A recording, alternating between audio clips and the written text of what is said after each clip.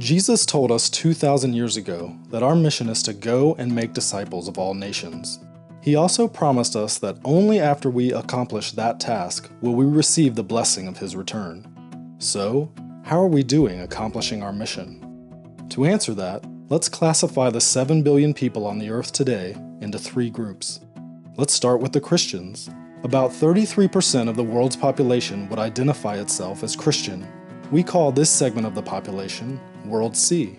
C for Christian.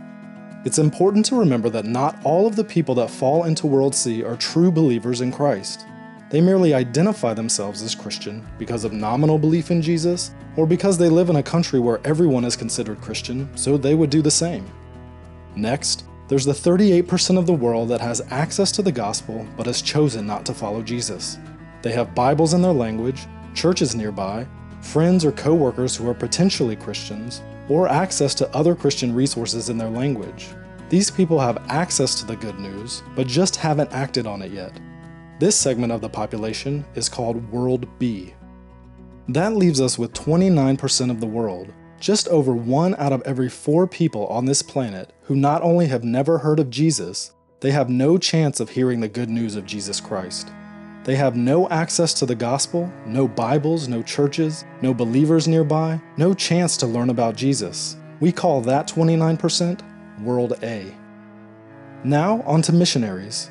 Only 1 out of every 1,800 Christians in World C decides to serve as a cross-cultural missionary. So, we can pull 400,000 missionaries out of that World C population.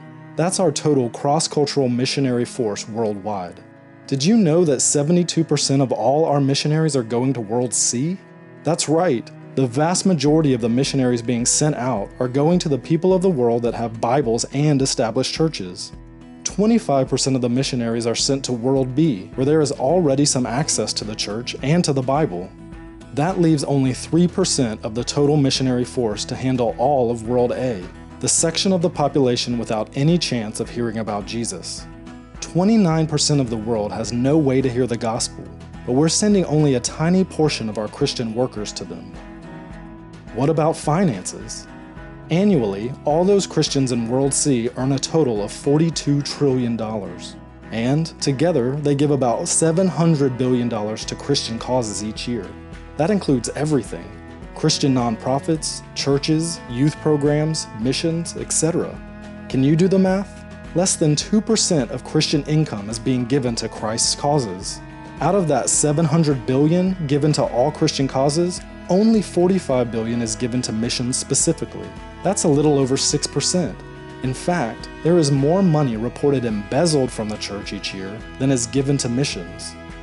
Remember those 400,000 missionaries?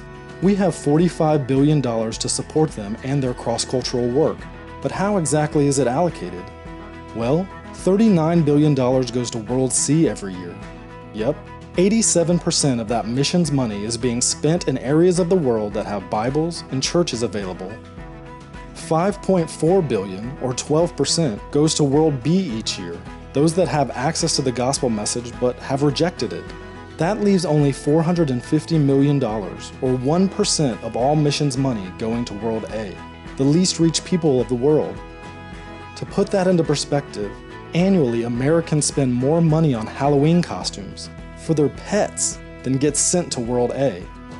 To summarize, only 3% of our missionary force, armed with only 1% of missions giving, is going out to reach the 2 billion people who don't have access to the gospel. 2 billion people are still waiting for the good news of Jesus Christ. So here's a question for you. What are you going to do to change that?